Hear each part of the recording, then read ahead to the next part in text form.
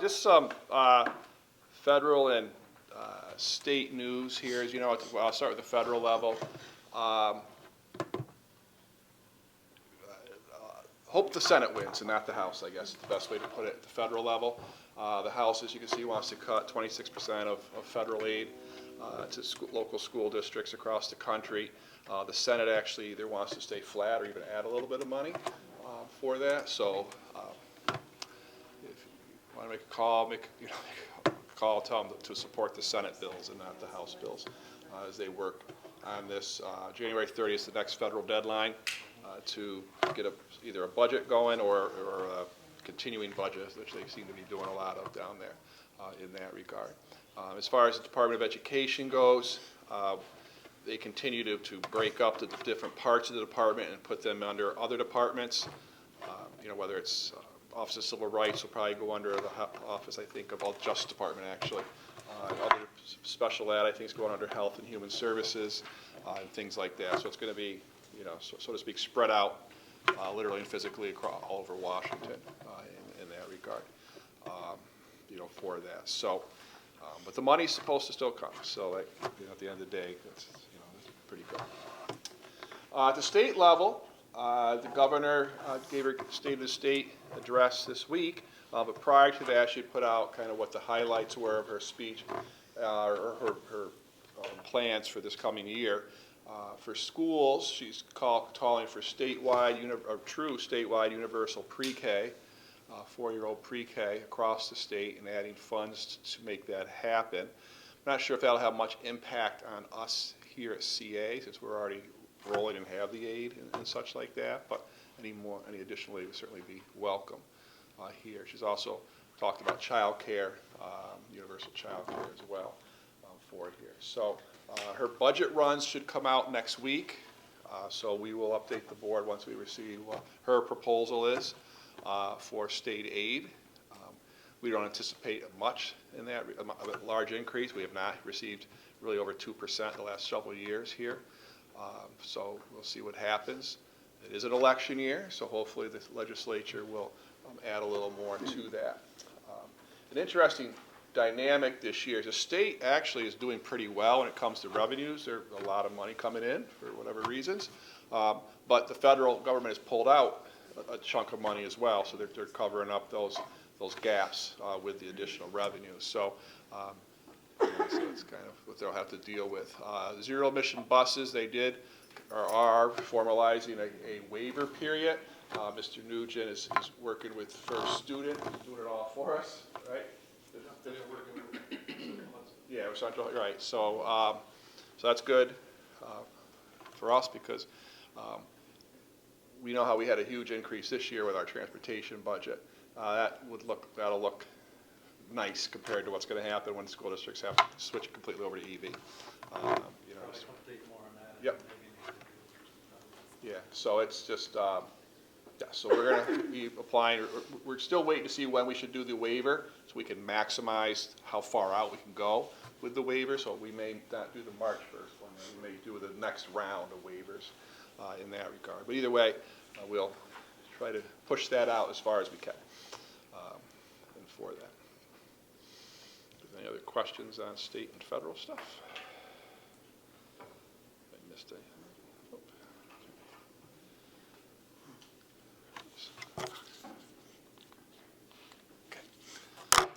Coxsackie-Athens, with the things that our teachers are doing and staff are doing here is becoming recognized by the state a little bit. They've been coming down to see what we're up to down here when it comes to what we call our personal dispositions, or what we now call a portrait of a graduate. That's weird. For that, so that's good news that we're in a good spot with all the changes happening from the state ed department. In that regard, our teachers are familiar with these attributes, are familiar with measuring them to a certain extent for that, and so it won't be quite as big a jump or leap for our folks here as it may be in a lot of other districts of the state as the state moves towards these being the really large key indicators for graduation measures, et cetera, as we go forward. So, with that. And it's going to be a continued conversation here at CA and all the districts of how we do measure those 6 attributes effectively and equitably across there, and how technology plays a role in that. You know, again, there's a lot of technology, but how do we purposely use that? And if you look at a lot of those attributes, with just the artificial intelligence just coming more and more at us like a fire hose, that's going to be a lot of conversations too, is how do we manage that in a thoughtful way, where we allow our students to know it, because we don't so we want them walking out of here as seniors and having had no safe experience with artificial intelligence, because they're going to get hit with it their first day they leave high school. So how do we manage that and create, you know, thoughtful digital citizens when they graduate here? So yeah. Any questions on this? So we're in a good spot.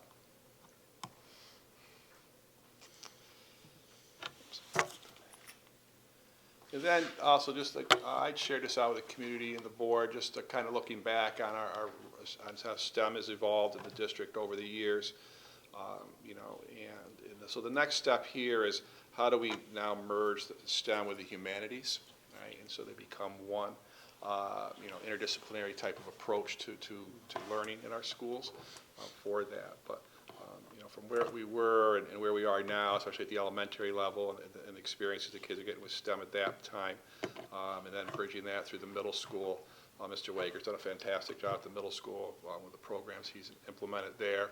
Then the high school, where you have either the cash bar, the state, even the country for that matter, for, you know, the life skills and the work skills, if you will, that the kids receive in that area, and just the STEM, or the Dream Fab with either manufacturing and the agriculture program now. So I think we're in a good spot to keep moving in that direction, and then those are the programs that will help model and drive. Again, just elevating our instruction really is what's, I think, if you're going to look at what's your biggest thing you got to worry about as a district going forward, it's how do we elevate our instruction, our classroom, so it's more student-centered and inquiry-based, right? Instead of teachers doing what I'm doing right now, just talking to you in a lecture format. You know, how do we create classrooms where kids are really digging in themselves and learning and taking on challenges and trying to find solutions on a regular basis in all subject areas. And one way to do that is not to isolate all the subjects, but to bring them together to create, you know, solutions, which is life, right? I don't step out and, you know, call the math person over when I have a math question, you know, and then she goes back to her office, and then I call the science person in. You know, we work together to create those solutions, and that's really what the whole portrait, the New York Inspires changes, portrait of a graduation measure is really what they want to drive us at, is elevating that instruction up where kids are project-based learning and creating artifacts and creating solutions to today's problems. And so I think our kids are learning those things in the STEM classes all the way up through. And so how do we expand that and replicate that throughout our district is I think the challenge going forward for our school and all schools. Randy, can you share like what the principals are currently saying or having a discussion on as it relates to this, and what obstacles currently or barriers are currently in front of us to try to get to this model?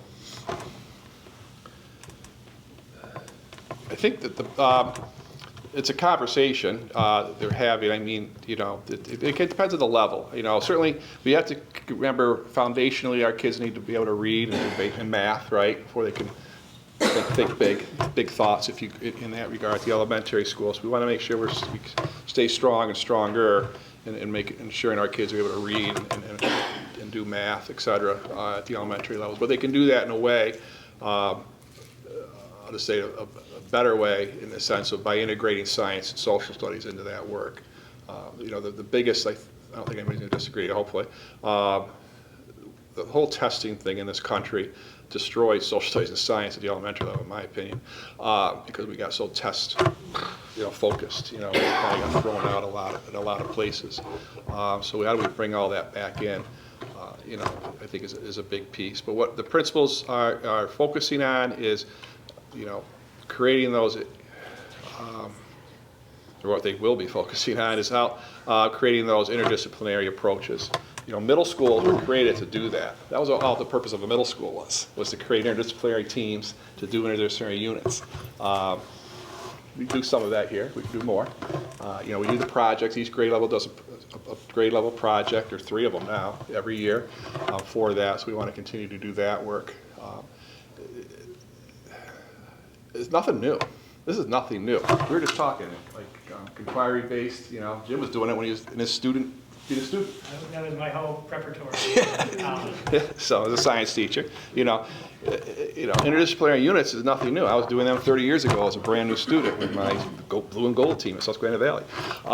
You know, it's just sticking with it. You know, sticking with the knitting, so to speak. You know, and making that work. You know, as we go forward. There's great models out there. Like I said, we do it in spots. We just have to. How do we make that happen everywhere? You know. You know, when I first was here, you know, I don't know if it was a mistake, but I said out loud, we should become the Tech Valley South, Tech Valley High School, because that's what they do. That's their whole culture and ecosystem is project-based learning and all that. You know, did we get there? No. We got closer.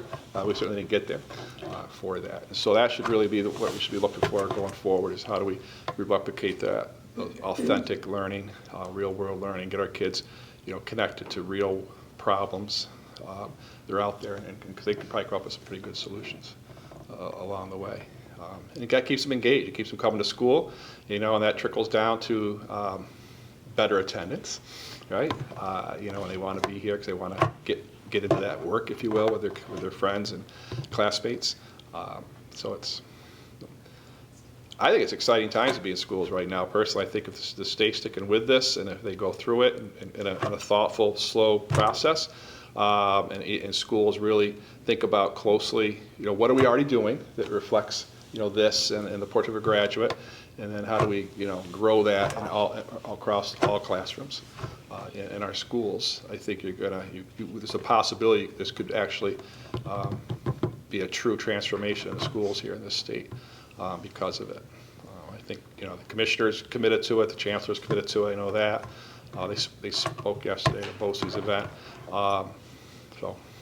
And they haven't figured out yet how to monitor that, to get like a report from different districts, or they leave it up to the district to implement it and do the best they can? That is the conversation that's going on right now. We anticipate this summer to have a little more of that answered. They're working through that. They have said they don't want to like make it so tight that the district just follow a script. You know, you can't do that anyway.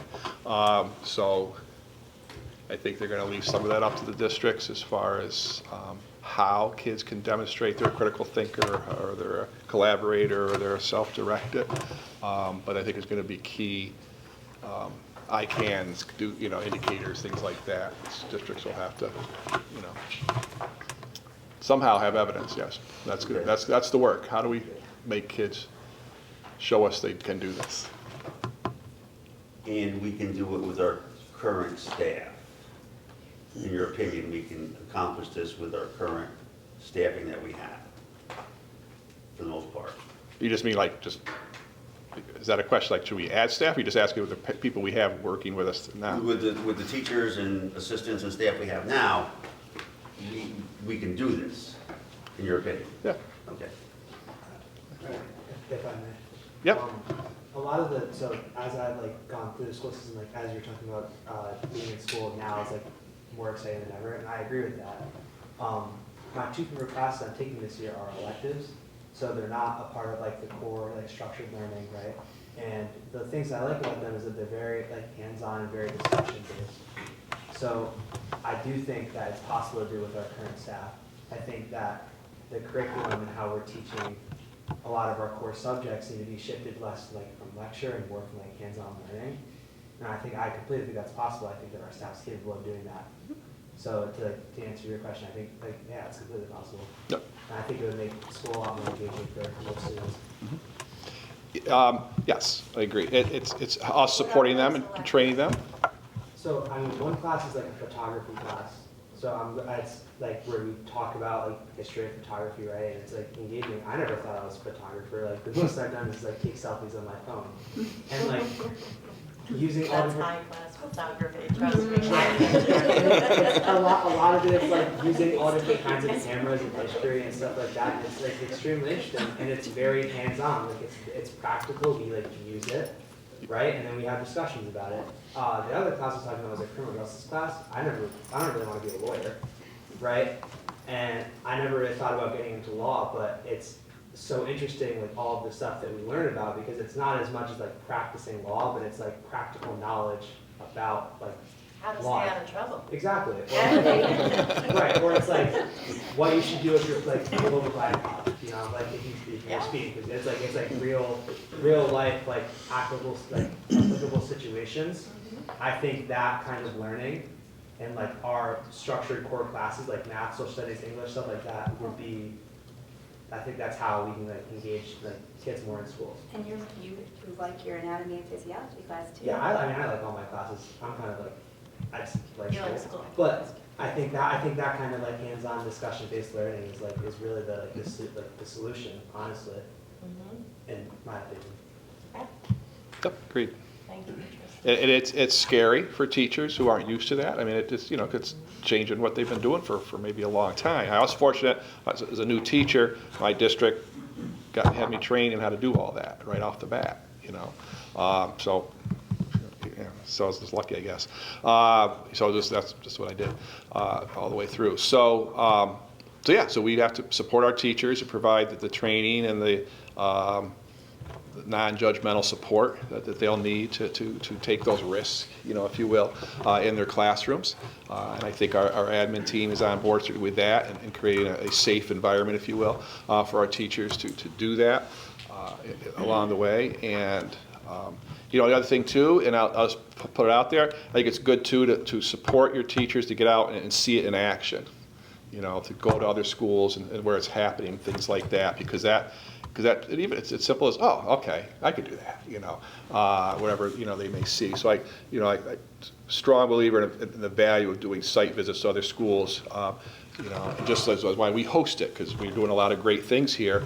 And I know some of you have been listened in and whispered to the people who've been here, and they leave inspired and ready to go back and, do what CA's doing a little bit here. So continue to do that, but also site visits maybe in our own school. And that takes a lot of trust to do that for that. But I think, to Tristan's point, it's how we learn. We learn by doing, And yes, there's a place for, the basic lecture and the basic, you got to learn, do X before you can do, the hands-on stuff. But then by practicing and doing things, we go through them. The best models are science labs and sports practices. I think for what we're going to look forward to doing here. So, well-run sports practices, I might say, would be a better way to put that. So good stuff going to be happening in our schools here. Just finally, just a quick, we're almost halfway done with the school year, believe it or not. Time flies. And so just a couple highlights here.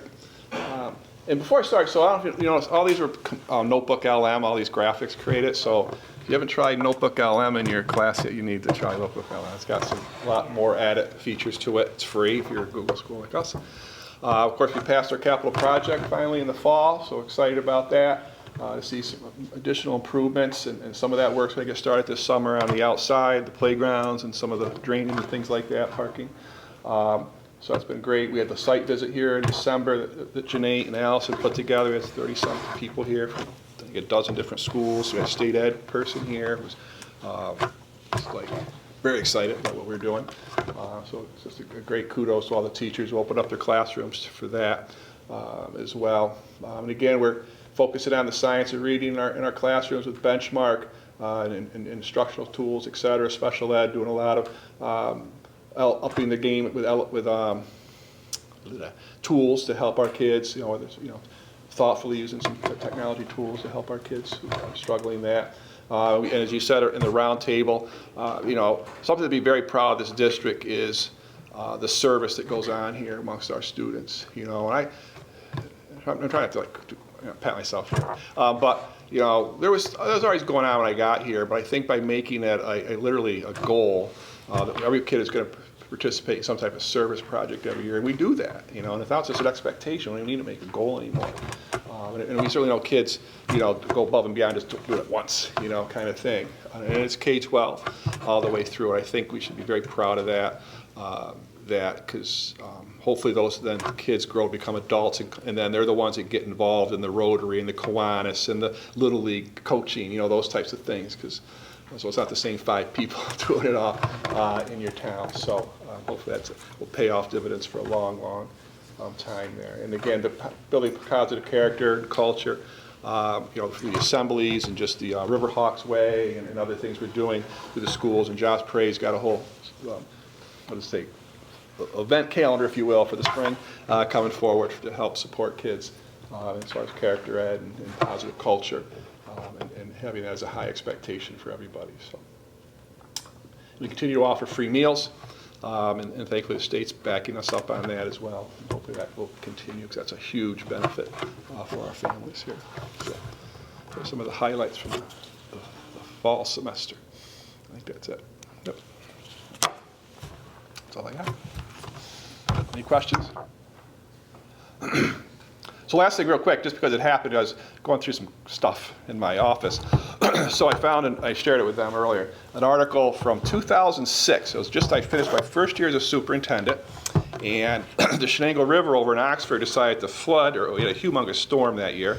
And the middle school over there is right on the river, and the bottom floor, it's a 3-story 1930s building, the big columns and all that, but the basement floor totally flooded. And so I just remember rushing down there, the fire department called, you know, my house, your school's flooding. Okay. So we did 2 things. First, myself, the business official, Chip there, Harold Covey, and I drove all the buses out of there, because our bus garage is in the back of the middle school. So we drove all the buses to the other campus, the primary school, high school campus, on the other side of the river, ironically. That's the only time I've ever driven a bus. But you know what? You got to do what you got to do. With that, Chip had no problem doing that. He's a farmer most of the big chunk of his life. So we did that, and we came back and just started chucking stuff up on tables. The server rooms in the basement. I mean, that floor was like the most expensive floor to flood, because it was your home and careers, technology, music room, cafeteria, kitchen, some classrooms, locker rooms, and the boiler room was in the like below grade. So you walked into the, you know, the first floor, then you had to go downstairs into the boiler, kind of like the high school is here a little bit. So when it's all said and done, the boiler room was underwater, and then up to about just below my knees, the whole first floor was with water for that. So that was the week after graduation, after my first year there for that. And we reopened September 1. So Why did it flood? just a huge hurricane storm. Remember like the ones we had over here in like 10, 11? So it happened there, one time it happened there in 6. It happened again over there in 11 when Binghamton Owego got crushed. But yeah, the river just went over the banks, so that was fun. So after that, easy peasy as far as this goes there. But it was a lot of learning experiences there for that. And again, people stepping up and doing their thing, you know, for that. And so capital project with no wait time for approval. You don't see that ever happen. State Ed said, yep, do what you got to do. And we'll worry about how you get it paid for later for that. So we were able to open, everything was done except that we didn't have the ovens in yet in the home and careers room. Everything else was done, all brand new basically, first floor, you know, when we did that. So that was a fun summer, to put it nicely. So.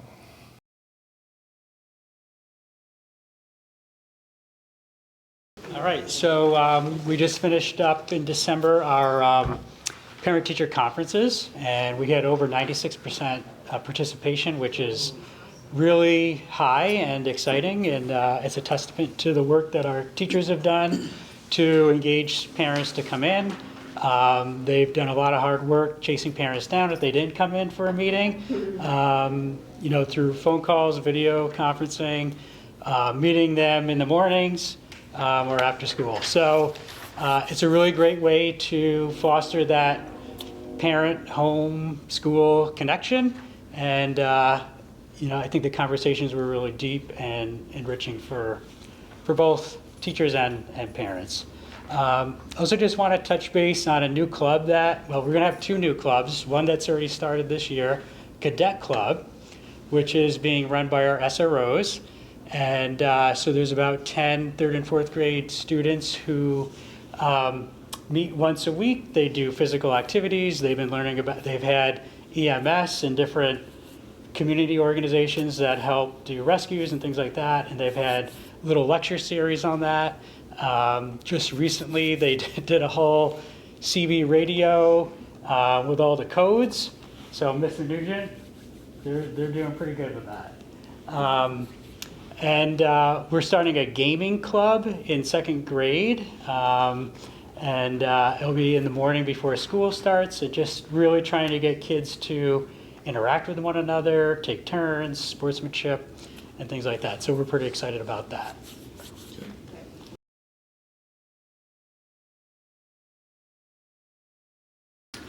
Hello. Hello. So things are going pretty well at CE. It feels nice in the building. We have like a return to normalcy after break, which is really nice to see, and some exciting upcoming events. So the first one, Tara already talked about Penny Wars, but we are launching our first readathon at CE. It's going to start on the 30th of January and run through the 12th of March, where we'll end it with a Drop Everything in Read Day on that early dismissal day for something different and fun for kids. It'll be a literacy themed day, different centers around the building that all kids are participating in. And of course, our goal is 100% participation from students. So that's kind of, it's the first time that we've done it, so we're gonna see whatever it takes to get everybody signed up, and I'm really excited about that. I'm also really excited to be giving the iReady for the second time coming up. And I know that sounds funny because assessment is assessment and it's nobody's favorite thing, but I'm really excited to see our student growth on a platform that shows us exactly what it is that students are excelling in and where it is that they're falling down, so that we can begin to really target those skill gaps and make up in leaps and bounds. So that's exciting to me, to be able to look at iReady for the second time and see how kids have grown and really use that data to drive our instructional decisions. And then finally, very exciting is our new playground that we've been working on. And we are very, very excited to have new equipment, but mostly our biggest focus at CE is inclusivity, because we do house all of the students with disabilities K through 4 right now, and that includes many students who have mobility challenges. And so what is really exciting about this is that there is so much opportunity for students, both students with disabilities and their typically developing peers, to be able to interact on the playground, including one of those, we call it the vomit comet at my last school, but those spinny things that make every adult sick and every kid loves, that is push in and wheelchair accessible. So that is very, very exciting, and we're really excited to see all of our kids be able to play together on the playground. So that's what's going on at CE. Any questions? Is that part of the capital project? Is that?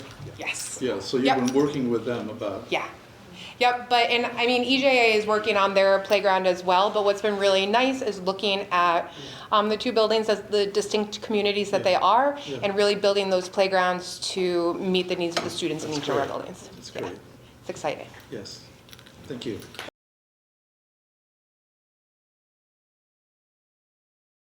I'll be quick.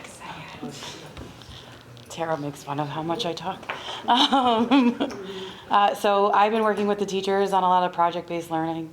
I just finished up the mitzvahs in 1st grade at CE. So I'm putting together the film for that. And it'll be at the showcase. So if you come to the showcase, you'll see it there. And I had something else, but I forgot it. I get really nervous when I come up here, so I lose half of the things that are in my head. Oh, STEM. This was not because Randy talked about it, but Melissa Belnier is doing a virtual field trip with all of the kids in her STEM classes, which is really cool. She sent it to me today, so we're figuring out how to do that. And yeah, it's on Amazon. Cost effective? Amazon. It's like how they use technology in the Amazon warehouses, but they have other things too with it. And I was. We all thought you said the Amazon, we thought you meant the river. Oh no, I'm sorry. The store. See, this is why I can't do these things. But they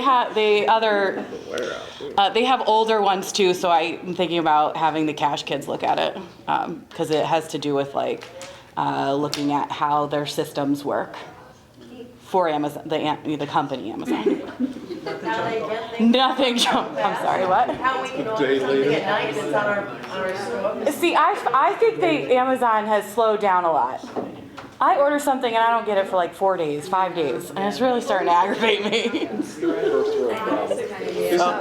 Isn't there software that you can like go into you can go into museums and stuff?